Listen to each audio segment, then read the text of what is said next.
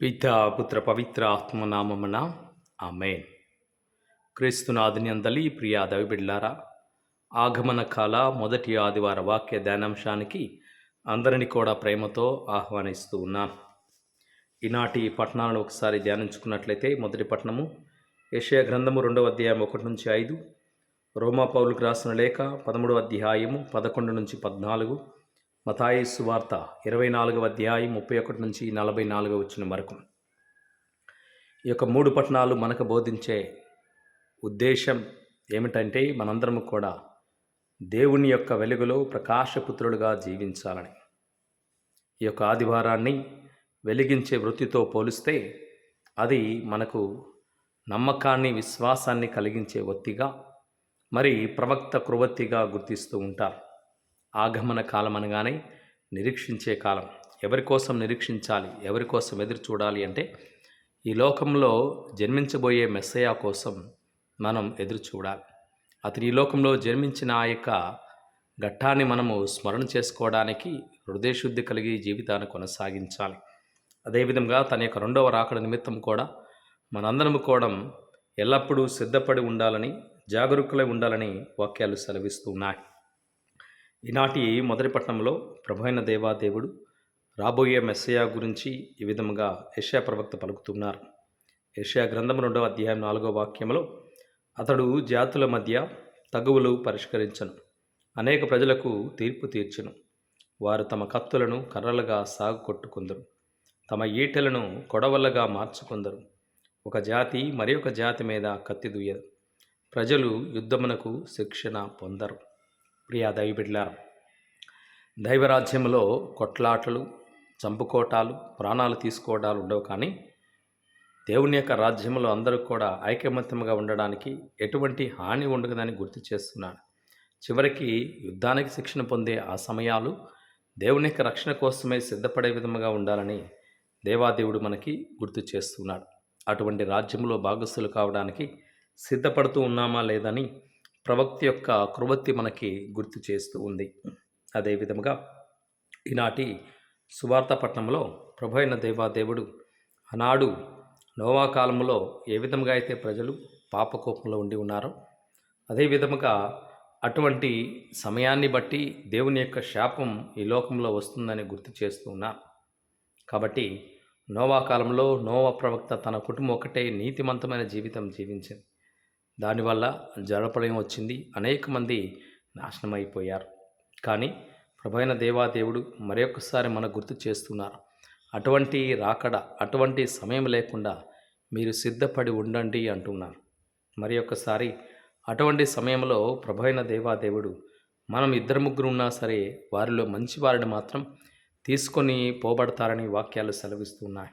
కాబట్టి జాగరూకులై ఉండండి అని మతాయి సువార్త 24:42 వాక్యం సెలవిస్తుంది. ప్రభు దొంగవలే ఏ గడియలో వస్తాడో తెలియదు. కాబట్టి ప్రతినిత్యం కూడా, ప్రతిరోజు కూడా సిద్ధపడి ఉండాలని దేవాదేవుడు మనకి సెలవిస్తూ ఉన్నాడు. కాబట్టి ప్రియ సహోదరి సహోదరులారా, మన యొక్క విశ్వాస జీవితం, మన యొక్క ప్రార్థనా జీవితం ఎల్లప్పుడూ కూడా దేవుని యొక్క రాకడకు సిద్ధపడే ఉండాలి. మరి యెషయా ప్రవక్త యొక్క మాటల ద్వారా మనం కూడా మన యొక్క జీవితంలో ఉన్న ఆ యొక్క ఆయుధాలు ప్రేమను, విశ్వాసాన్ని, మరి ఆప్యాయతను, అనురాగాన్ని పెంపొందించడానికి తప్ప కుట్రలు, కుతంత్రాలు, మరి యుద్ధాలు చేయడానికి ఏ రకంగా ఉపయోగపడకూడదని గుర్తు చేస్తున్న సందర్భాలు. అదేవిధముగా ఈనాటి ఈ యొక్క 2వ పట్టణంలో ప్రభువైన దేవాదేవుడు పునీత పౌలు గారి ద్వారా తెలియజేస్తూ ఉన్నాడు. మన యొక్క జీవిత విధానంలో రాత్రి ముగిసింది. కాబట్టి రోమిలకు రాసిన లేఖ 13వ అధ్యాయం 13-14లో, వెలుతురులో జీవించు ప్రజల్లాగా మంచి ప్రవర్తన కలిగి ఉండాలి. విందులు, వినోదాలు, త్రాగుబోతనాలు, భోగ విలాసాలతో, పోట్లాట్లు, అసూయలతో ఉండరాదని వాక్యం సెలవిస్తుంది.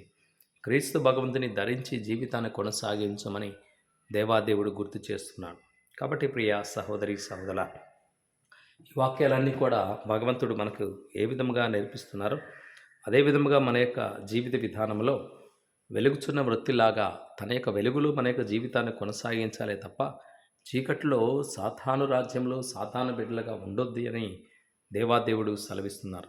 కాబట్టి ఈ యొక్క ఆగమన కాల ఈ యొక్క కృవత్తి ద్వారా మన యొక్క విశ్వాసం ఎల్లప్పుడూ కూడా వెలుగుచున్న వృత్తులాగా ఉండాలి తప్ప ఆరిపోతున్న చీకటి జీవితాల్లాగా ఉండకూడదని దేవాదేవుడు గుర్తు చేస్తున్నారు. కాబట్టి ఈనాటి వాక్యాలు ప్రభైన దేవాదేవుడు మనకిచ్చే సందేశం ఏమిటంటే, ఆనాడు నోవా కాలంలో ప్రజల యొక్క పాపం పండింది కాబట్టి చివరికి ప్రభైన దేవాదేవుడే ఇదిగో ఎందుకు ఈ యొక్క మానవుని నేను సృష్టించాను అని చెప్పేసి తనకు తానుగా మనస్తాపపడ్డాడని వాక్యాలు సెలవిస్తున్నాయి. ఆ విధంగా కాకుండా దేవునికి ప్రేమైన బిడ్డలుగా సాక్షులుగా ఉండడానికి మనం ఎల్లప్పుడూ తన యొక్క మార్గంలో నడుస్తూ తన యొక్క కృపకు పాత్రలయ్యే జీవితాన్ని కొనసాగిస్తూ మన యొక్క జీవితాలు నలుగురికి నాంది పలికే విధముగా, నలుగురిని సక్రమణ మార్గం నడిపించే విధముగా ఉండాలి తప్ప మన వల్ల నలుగురు చెడిపోయే విధముగా ఉండకూడదని దేవాదేవుడు సెలవిస్తున్నారు. దేవుని యొక్క ఉద్దేశం ఏమిటయ్యా అంటే, వెలుగులో మనందరం కూడా ప్రకాశపుత్రులుగా జీవించాలి. దేవుని యొక్క కృపకు పాత్రులు కావాలి.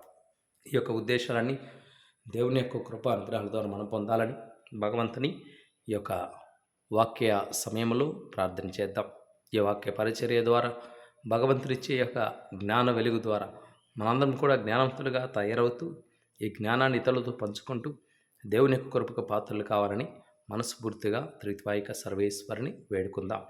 ఈ సమయంలో మంచి పనులు చేస్తూ, ఉపవాసాలు చేస్తూ, దేవుని యొక్క వాక్యాన్ని చదువుతూ, ఇతరులకు వినిపిస్తూ, చెడు కార్యాల నుంచి మన జీవితాన్ని మంచి కార్యంలో నడుస్తూ కొన్ని పుణ్య కార్యాల ద్వారా జీవించడానికి ప్రయత్నాలు చేద్దాం. ప్రభైన దేవాదేవుడు ఈ వాక్యాన్ని వింటే ప్రతి ఒక్కరిని, వారందరి కుటుంబాన్ని దయతో ఆశీర్వదింతురుగాక. ఆమేన్. ప్రభు మీతో ఉందురుగాక, మీ ఆత్మతోనూ ఉందురుగాక. సర్వశక్తి గల సర్వేశ్వరుడు, పితా, పుత్ర, పవిత్రాత్మ దేవుడు మనందరినీ ఎల్లకాలం ఆశీర్వదించి కాపాడుదురుగాక. ఆమేన్.